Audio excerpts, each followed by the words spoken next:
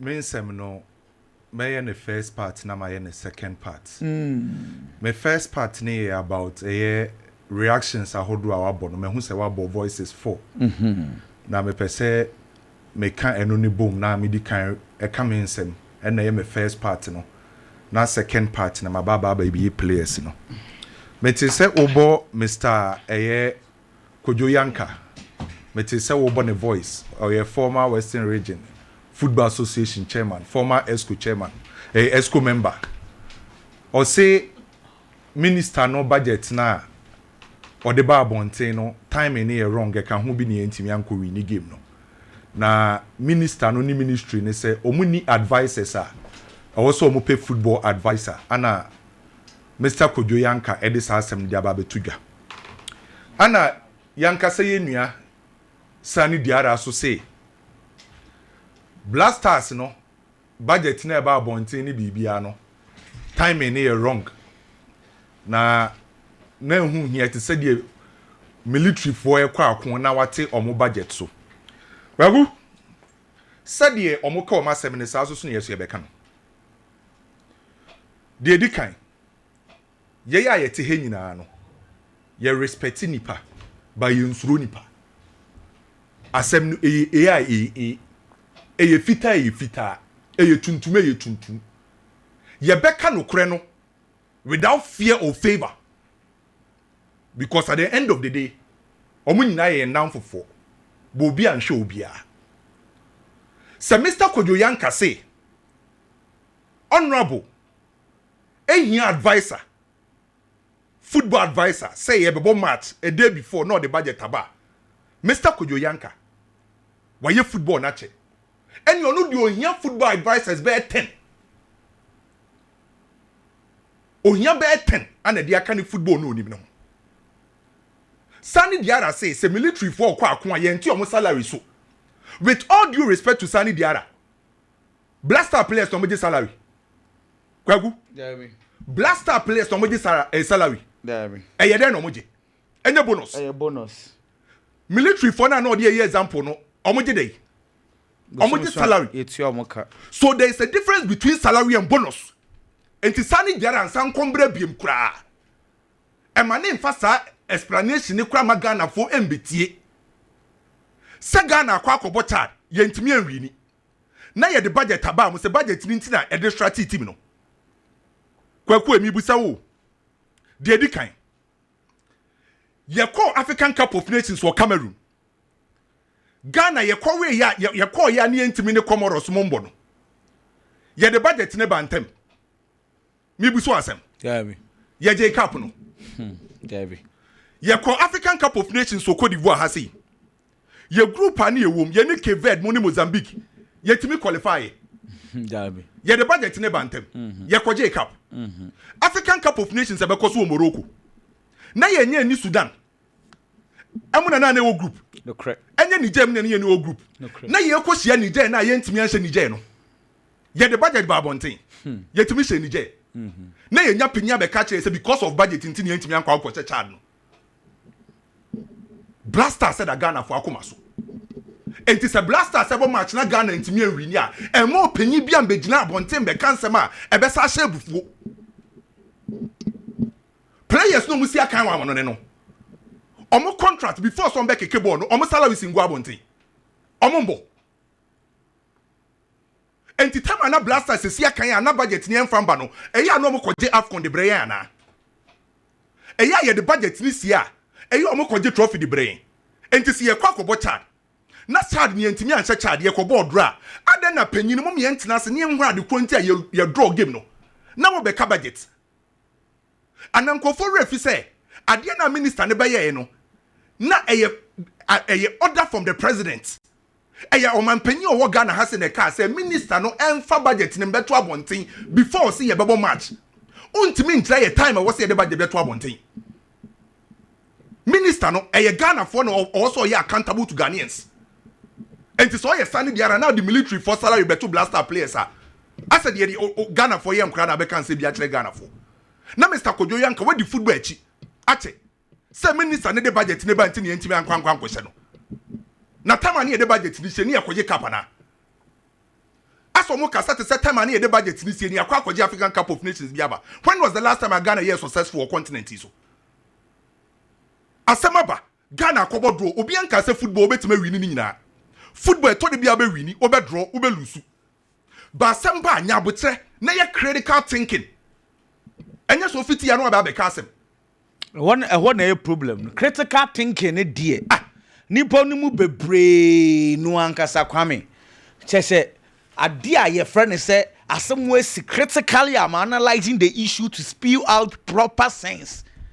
Onye che say kwame nipa because budget na asem no. The Ghana for can want some pa no na ye petrol. Oh, nyanya fuel. How does that fuel? Because nobody discussed the 5,000 bonus. Because 5,000, no, you start to see it 5,000 bonus. They are my Blackstars for. So only thing we were discussing about the budget was the fuel. How does that relate to the African Cup of Nations qualifies? Yeni nije, yankase hunipa. Kwesi PHI wo Sudan. Ya the budget ne beto abonten temana. Come jaw masam na onkra do. Obi am beka sansem hunu ne nkyere Ghana. Obi wa ono chese. Coach Otto. O say serious oba. Ni explanation no Coach Otto say na pitch no yen water asunti na tempo no e wo fom. Ana Africa ha say untimi nkwa awi nkonko we need 2 or more goals. Coach Otto. Kwaku say Ghana bodra na yelusu na ohwe na oni any better explanation de ba Ghana. E ma name kwetena press conference ase nhye bufuo. Say Otto Ghana bodro. Ana say Ghana lusu a. Na oni any better explanation de ma Ghanaians a. E ma name kwetena media for nanim. E ma ye excuse a. Sebi e hye bufuo. O se game na ye boy ni ya ngota pitch ne so. Na Chad na omu si akan wo Benabawa na. Chad for na ye ni omo boy no mu si akan wo Benabawa. Tempo na wo from the kwaku mi no mienu ana big ye football achiache. Team bi wo ho obe decide say obe use low movement and low tempo. Boss send nyoma ye the winning game. Until the first obe use low tempo no, ope so slow down, we use patient build up no. And no ntre so ntimi fan winning match so. And our coach no ni. At the time ana total football we ase no. Ana ayas for use total football no. Omo use patient build up. Omo crab no abutrem no ma passing the kakra no dey create omo chances. There was a proper tactical structure. Until the first say who use low tempo ni nche so ntimi fan create chance. E ma ne fan ko pitch no. Na nya bia Ghana ha say your pitch papa wa ha say ana. Players no say na omo bo pitch ni so pitch ni nye no. Players ni fi omo club eba Ghana ha say a. No be di omo holidays a. Enye nim omo mbobo woni ma. Nima pitch papa wo. Omo mbobo wa jenga na astrotef. Koko ase omo mbobo wo. Enti sa excuse no de man na ye de no. Kwame Pacho na mpese mbisa se. Park na ye ball wo so no. Eye astrotef ana. Aye. Okay. Say astrotef a. Boys ne ba ye. A me ye training wa ha no. Ye ko training wa astrotef so ana. Da bi ye ko train e wa Accra Sports Stadium. Say bi nyansa be na wa de we mu. Because Kwame, we knew very well we were going to play with astrotef so a. Proper sense tells you say at least have a day or two our astrotef so that you become accustomed to whatever you are going to face there. Or is it that no money idea say you ko bobo ana? I don't know money. Ana mi busu wasem say. This? Mi busu wasem coach ne say players ni si akan wa mono ne. Omo pitch omo si wa akan wa mono ne. Eya ne ye wota so. Ana mi busu say. Omo ko omo form gallon ko gu park. Players ne eya omo ba holidays o Ghana hasen ya. Eya ajenga no park omo si akan ne so no. Eye Benabawo. Eye company. Enye the same players ana omo si akan wo Nimba Park so no. Excuses sir. So me division park Blackstars players in be si akan wo so. Coach Otto say Africa has say wo ko ba away matches a. Ne shed ne obi no otimi hye 2 or more goals. Coach Otto say twa ntro chere Ghana for. Ene ya de kra mahi no. Ose Chad for no. Ghana ne timi hye omo 5. Obi enu otimi hye omo more than 2 goals. Entro na o twa Ghana for ne ye mahi no. He's taking pride in the fact to say yetimi hye Chad 5-0 into no when cry a draw. Basically just want to tell us say normal because ye na yetimi entro na coach ni twa yen. Jesus Christ. Na coach Otto nim say Ghana for say Ghana for ready ana. onim say Ghana for journalists ye Caspos ni yenye research ana say coach okobo Chad now be catch say African Cup of Nations ayebo ana say Africa say no away matches den so ba kwhye untimi hye 2 goals coach utwa ye ntro unim de woka unim fast and figures maybe say World Cup ayebo qualify say ayebo kwaku kwame Benin ankwa away anko say Ethiopia 3 Benin kwa away ko say Ethiopia 3 Morocco kwa away ko say DR Congo 6 eno na ye home game one ko say 6 Mozambique kwa away e ko say Botswana 3 ono ankasa coach no ka say untimi nkwa away ko say 2 more goals no coach Otto Addo ne Blackstars anko say eye Mozambique 3 e wan ko say e ka say Madagascar 3 ananko for refi coach na ya no aye confuse ana oh no o be ka say untimi nkwa away ko say 3 goals the same coach o the Blackstars akwa away akwa Madagascar 3 Chad na no use so as a reference no Chad e wo mu home matches Madagascar nko say the 3 Mali enko say the 3 enti den Otto Addo e ka kire Ghana for enti so oba ye bo draw anasi ye lose match na coach Otto Addo say wo twa na woni any better explanation a member she Ghana for bufu kwame because in some now can control facts and figures your second half they be kwaku facts and figures in control I get you say your second half the same coach maybe the same coach one komali and Mali kwame ja no mi bu so asemu one question no Ghana for ambona baso Ghana for ambo to ado abaso a coach baako ye de wako World Cup na ne technical advisor ye hwan enya Chris Hilton na assistant coach na enya George Boateng ana David Dramani Ghana ha say nko na coach nya de yetimi pam na assistant for na ye say head coach ntina say yakwa for Otto Addo de aba yasa akwa koma new technical director new assistant coaches new man koyi by still ye wonko for mu protect coach no now we are what's $50,000 engine mama ka asem ncho wonim say Otto Addo the Ghana qualify for World Cup yes say money $20,000 I mean ye be say baby ye win match we a nkwa wo double enti say kwaku the best way ni say football me nkujira baby anka say football what's a match bia wini ye wo matches wo ha obelusu ubewini ubedro enti say ulusu a na wagye atum say nyoma nkoye Ghana for mesrem nyoma nkoye ne Chad no ankoye nyoma nkoye no momfa nche yen ye wo match kesi against Mali mom yen fa Chad de ne nto yechi na yen nyina yen be kambom yen be support Mali de no na waka asem e be ma Ghana for akoma atom omunya boni da o sankofo emu ya na wo pese o create omunya boni da o mu wiase so no be agye atum pa se Ghana for mfa nche me we dey tactically me approach were wrong me ni team ni nyina we apologize we are looking forward for the Mali onje to da or the best page sana ombedi nzemunu wo krom ha sei e na page na enye yadu ko gina bekeni Morocco park papa so Niger kra we ntimi anhye no wasan wo begina ye wo de be sa ba bi be keka nsemu sa enye sa anyo ma ba ye ya page nsem ya fa man ko bekeni refi ye ni Niger utimi hye Niger AFCON qualifier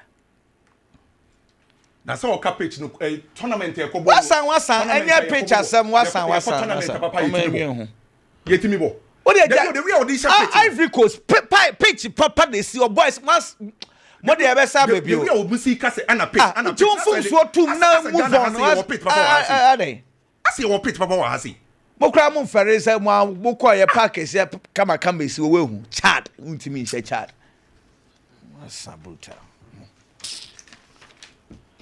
ami ye be ana echem say ye plus dodo na wa mo no ne bo park a so ye intom timi move ball ne fast kama na omo ba ha de no na anodin nti affect omo style no mfa so ebobo ne mom no fi se ni nyina mu no opeso bo Chad for na ba so sense so defend very well omo ko omanim Ghana so create chances and nka we say the second goal no etum enso ye ntimi anye e ma Chad for no opportunity mom betimi enso etika and Otto Addo etoa so akyerem away games no say nya easy na say your teams no oh yeni mi no bia wo system ni mu bi wo ana Chad for no kra no Ghana nkwa na etimi show mododo osa me in general there are no small countries anymore.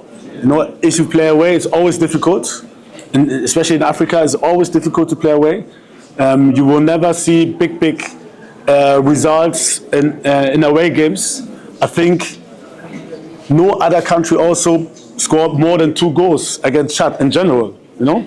So I can't say that it's a normal thing that you score Chad with 2-3 goals, you know? We did it in the first leg, but it's away game and it's different. It's different. Like I said, it's normal. If you watch all the other results before the games Chad played before, they only lost with 1 goal. Yeah, Baba didn't come on. Shrawa Efa Blackstars and home. Biggie and Mesha said you feel ho. Matekwaku. Koku another game no. Almost every Ghanaian out the football echi. Asha football. Now what the Blackstars echi. Everyone say Blackstars and a chart there. I was say a Blackstars the team call. No more go chart. Me jitum say football no emre ko na nim na niam sesa. Football no obi esuabo. Enti team bi wo hono ma ebia mre bi atwam no onya de. But emre ko na nim no, omo put things in place. Say the be omo football ni be grow. Say the be omo be better when it comes to the game of football. No omo be bona niam be kon kan dia mo nti. Omo be implementing niam ba ko mienu bi no omo game na sesa. Enti o hwe child na nkasa for example ni coach or the start qualifies na no Lucy bebrebe wapam coach no. And wakwa for a new coach ade na ba because omo feel say e was so omo yensesan no omo catch up with the game animu ya. It is obi ko no ni obi ko game. Now results be a we expect ama e to dan kenye problem. But you look at the performance of the team who which is the Blackstars team against the team na ye do omo hon komo no, and then you ask yourself say, is this the Blackstars we have seen? And answer, is this the Blackstars we want to qualify for the World Cup? Kwaku, born are you born in Rano? There were problems on the field from players in Ankasa. Otto one the problems were, but your Blackstars players and so. There are certain things on the field of player, and your coach in a Baba Betchero. Osha said from the goalkeeping department, many are sorry any problem, and there was nothing about Asari and making me account once and game him. Debbie, go na koko share no ublemi asari enye ye. On few occasions, and I was asari and Juma as a goalkeeper. He stood to the test. And Juma as a goalkeeper about 2 or 3 times. A save Ghana on the day at the Mayan. Central defense, it was okay. There wasn't any form of pressure on them. Until Jaji or Mubebre. Your Blackstars, in modern day football. I was at the friend is number 2 and then number 3. I supported the attack whenever going forward. You decided to be attacking from the flanks. Kwaku from the flanks near the ball, the choir, you koko drew byline honoma. Crosses na ya bayano, and to me locate Ghana player. Crosses na ya when you move on. And to me locate the Ghanaian players or more boxing him. It has a ball never traumo. And as a bono, ever go to the extent say on your control pa, on to me you see boni ye, ever parking so. And man near man conking, and from my Blackstars no. It's the problem from the flanks. Your right backs. Your left backs, omo attack your passes in nyina no say be call animu na your problem. Omo je ball na sideways and as omo the ball na be chi. Offensively they were poor. Gideon Mensah as a player individually, the performance nye after the Qatar 2022 World Cup. Me who ball papa be a Gideon Mensah about my Blackstars. I don't know if it is because the only competition there. Maybe probably in the World Cup in 2022. Na Baba the Raman Tenechi. It will only show a mistake. There is a be or not to so good. I'll bet me about being a fit position. But today, only any form of competition, I was our position. No, the right back, Kalabi Yerinchi, I'm in as a midfielder. Your more defensive duties, echo about the laterals, the right side of defense. Now, me feel some kind of offensive duties, way better than defensive. But defensively, he was solid. Now, boss him for her, but or corner anymore, or add anything to the Blackstars attack. The other opportunity or blow ball on white. But as a midfielder, I am on a makeshift to road here. You have to do better than the who and run. In Finfin, you could not transition near a problem. Oh, your team in Finfin. Your build up was too slow. Abdul Samad Salis, Elisha Owusu, these 2 players, progressive passes near a problem. Elisha Bobako. Ekosi inaki so to Kudus and a result in Ghana go no. But aside so benya progressive passes from these midfielders. Then so benya dia free omo honum. Unya sa de no emfen free omo ho. Ani mu ho for no Antoine Semenyo, Inaki Williams, Jordan, Kudus. The ebe hwehwe dia free players we honum no ye hu emfen free omo ho. It's the Blackstars team performance in totality. It was poor. Coach, I friend is Otto. Kwaku say minimum say there are so many systems and formations and selections. I had the ball football. But Ghana be ball. Minimum say about the double pivoter. It is against teams that are possessive. It is against teams that are dominant because be kita ball more at their channel. It's one now be chasing balls. No, you need defensive midfielders. Be energetic. No be tackles. So you will 51 on the amount. But the Blackstars game we saw yesterday against Chad, definitely even before the game, and if I would say way Ghana ni bia ni Ghana ni Chad kwa kushia. Team obe kita ball ni kesia ya Blackstars. It's a day no Otto. It decided to about the double pivot against Chad. As a Ghana slow Chad for. And I hear kwa ball. It's a packet defensive players, baby. It will game anymore. Now, Kobasa pressure by a soya to be a defender against Chad. These are some of the things. When the players were lackadaisical on the field, why not such all changes? Why not such all commanding guys the moment you serious or parking? It is the coach. And no man who's had the enough field to Addo. Boys will be able ball our pet.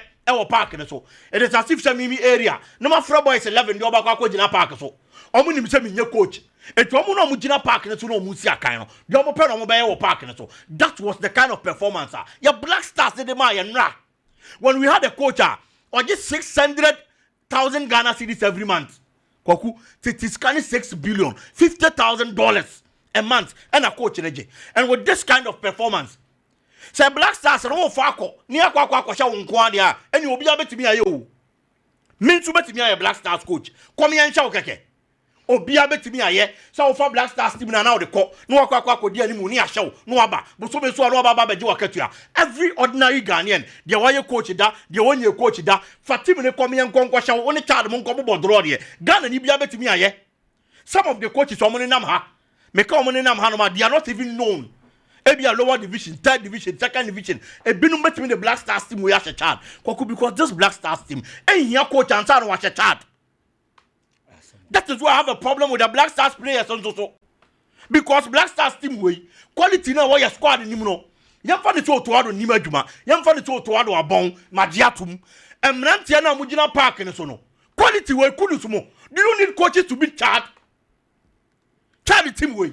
You hear coach. Ansani yakwa chad debi eti emranti na nkasa so nka bibi mfa nkyere omo.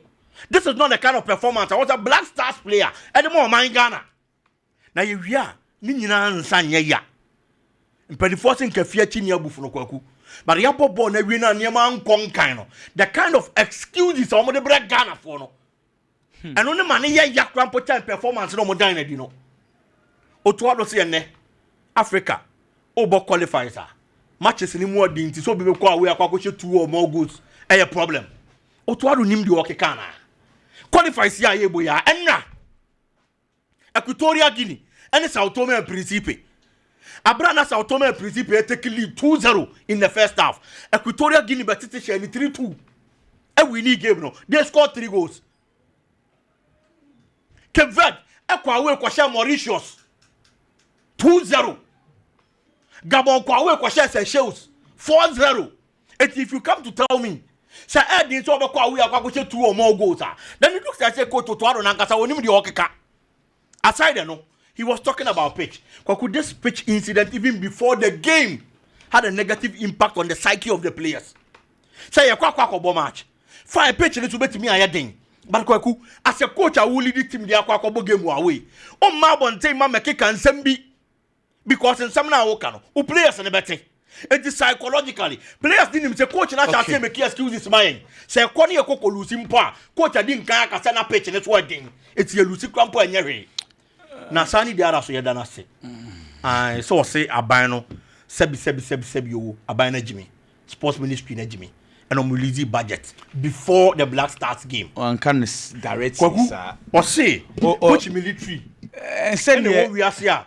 They are going to be so foolish. So, but and if of a match, on be release your salary. Sending some no, what kind of that? Also, no, you so phrase be, but directly there. Indirectly, that is what Sani Dara is telling us. Sano catch a bino. So, when they release budget the salary before the match. Fine, but sir, well, but oh dear, yeah, no from. I don't know. Me sure say a direct quotes to them. On say, we used to phrase be. And the interview was about the Blackstars team and the Blackstars game. It is all cast and same way. Why they release budget before the Blackstars match? It is the government and the ministry. And so show no Kofi Adams on XR. Or release our statement, no. Okay. Say the abiding person or no. And no na all baba ya diama Ghana for. It will be some trophy. No more than some about the budget for Blackstars. Your double head and I baba bebono. And the Sunny Dara and some no can on wine. Okay, biggie. On wine. Yeah, then I say Blackstars are quite bobo. Na anko ya. These are not the things you come to tell Ghanaians. Debbie, you admit it, Kwaku. Oh, Bona, your boy and Nema and Conkai. You want another chance against Mali. Into your better see a bay near my ye. Na Ghana for Akuma told me. Also, more come and told him, a sunset, a first half. You better sound so baby. And see, comedy in the first half so eba. And see, Mamma Fonka Sabo, no, it's all Mudiache. And see, just say, do say, punching bag, young bro, main issue, no to. Yes, you should never come handsome. Why? To what pre-reputation, what Bob Brack or Doom Peppers will be not Obama will be a usua. I say, reputation will be far more. Come, yeah, Nancy, Well, and